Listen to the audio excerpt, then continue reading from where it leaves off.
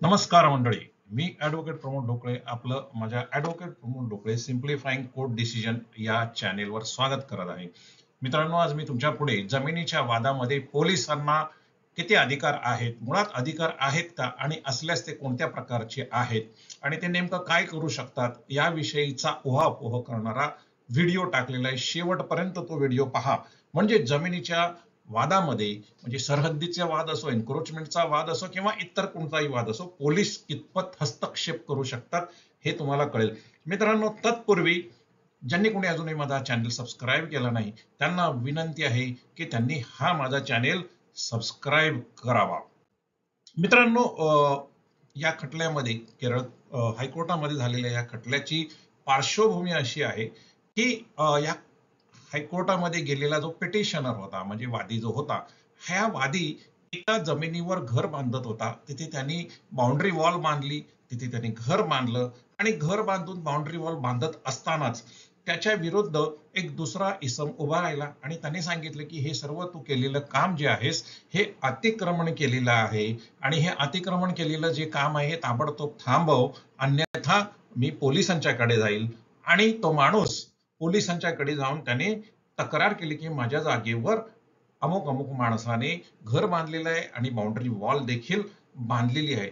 त्या पोलीस स्टेशनचा जो इन्चार्ज पोलीस इन्स्पेक्टर होता त्याने ह्या सगळ्या गोष्टीची चौकशी केली आणि त्या इन्चार्जच्या असं लक्षात आलं की पिटिशनरने त्या जमिनीवर अतिक्रमण केलेलं आहे आणि ती जमीन ही मूळची पोलिसांच्याकडे येऊन तक्रार केलेला जो प्रतिवादी होता त्याची होती, असं पोलीस इन्स्पेक्टरच्या लक्षात आलं, इन्चार्जच्या लक्षात आलं.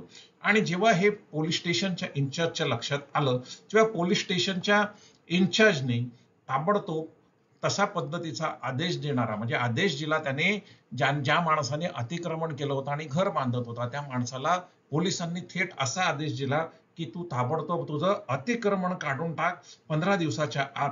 आणि हे सगळं करताना त्याच्यासाठी सब डिव्हिजनल ऑफिसर म्हणजे आपल्याकडे ज्यांना ब्लॉक डेव्हलपमेंट ऑफिसर म्हणतात किंवा डेप्युटी कलेक्टर किंवा प्रांत किंवा मामलेदार असे जे अधिकारी असतात, या अधिकाऱ्यांनी देखील असं सांगितलं होतं की ती जमीन ही प्रतिवादीच्या मालकीची आहे, म्हणजे ज्याने पोलिसांच्याकडे तक्रार केली त्याच्या मालकीची आहे.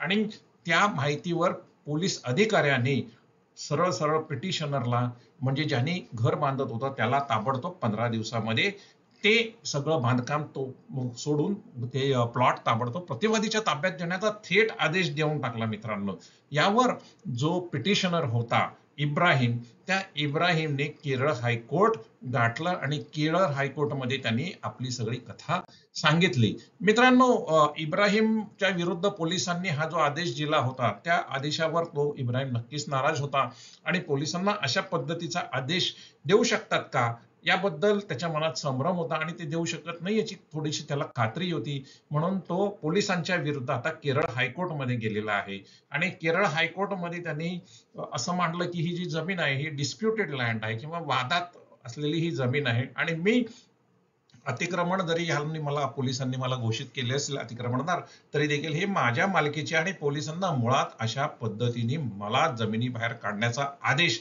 देण्याचा अधिकारच नाही, असं केरळ हायकोर्टामध्ये ह्या माणसाने सांगितलं.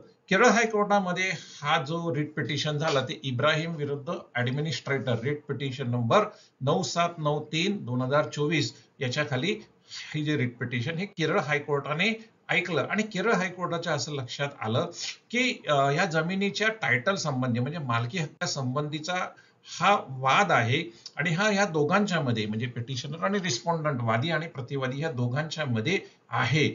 आणि पोलीस स्टेशनचा जो इन्चार्ज आहे ज्याला SHO म्हणतात किंवा police station in-charge police inspector असं आपण म्हणूया, त्याने आदेश या खटल्यामध्ये जो दिलेला आहे की पिटिशनरने त्याचा अतिक्रमण काढून टाकावं आणि तो प्लॉट सोडावा प्रतिवादीसाठी, असा जो अधिकार असा जो आदेश दिलाय तो आदेश देण्यामागे ब्लॉक डेव्हलपमेंट ऑफिसरचं पोलिसांना आलेलं एक पत्र देखील आहे. त्यावेळेला कोर्टाने असं सांगितलं की पोलीस स्टेशनला अशा पद्धतीने कुठल्याही खटल्यामध्ये म्हणजे कुठल्याही जमिनीच्या वादामध्ये किंवा त्या जमिनीचं टायटल किंवा मालकी हक्काचा जर वाद असेल तर त्या वादाचा निवाडा न्याय निवाडा करण्याचा अधिकार मुळात पोलिसांना नाही. मग ती जमिनीच्या सरहद्दी संबंधीचा न्याय निवाडा असो किंवा त्या जमिनीच्या अतिक्रमणासंबंधीचा न्याय निवाडा असो किंवा त्या जमिनीच्या टायटल म्हणजे मालकी हक्का संबंधी न्याय निवाडा असो, आपल्या देशामध्ये असा कोणताही कायदा नाही की ज्याच्यामुळे पोलिसांना अशा पद्धतीचा न्याय निवाडा करण्याचा अधिकार मिळेल असं हे कोर्टाने स्पष्टपणे सांगितलं. आणि पोलिसांना अशा पद्धतीची ऑथॉरिटीही नाही की कोणत्याही पद्धतीचे हे जे दिवाणी वाद जे आहेत, हे दिवाणी वादामध्ये मध्यस्थी करून ते वाद सोडवायचा आणि थेट त्यापैकी एका वादीला आदेश द्यायचा हे अधिकारच मुळात पोलिसांना नाहीये. आणि एन्क्रोचमेंट म्हणजे अतिक्रमण काढण्याचा अधिकार तर पोलिसांच्याकडे अजिबातच नाही. कारण तो जर दिवाणी वाद असेल तर पोलिसांनी सांगितलं पाहिजे की तुम्ही दिवाणी न्यायालयात जा आणि आपला वाद मिटवा. परंतु इथे मात्र पोलिसांनी कायदा आपल्या हातामध्ये घेतलाय. थेट ते जज आपल्या न्यायाधीशाच्या खुर्चीमध्ये बसलेले आहेत आणि त्यांनी डायरेक्ट आदेश दिलेला आहे आणि हे संपूर्णपणे चुकीचं आहे. म्हणूनच केरळ हायकोर्टाने पोलिसांचा जो हा आदेश होता हा रद्दबातल केला आणि रद्दबातल करून पिटिशनरच्या ताब्यामध्येच तो प्लॉट राहिला आणि जो रिस्पोंडंट होता, प्रतिवादी जो होता त्याला मात्र त्याचा ताबा तेव्हा मिळाला नाही. आणि कोर्टाने सांगितलं की हा वाद तुम्ही दिवाणी न्यायालयामध्ये जाऊन मालकी हक्का संबंधीचा वाद मिटवावा असा आदेश कोर्टाने दिला. मित्रांनो, अशा रीतीने पोलिसांना कोणत्याही एन्क्रोचमेंट अतिक्रमणासंबंधी कायदा हातात घेता येत नाही.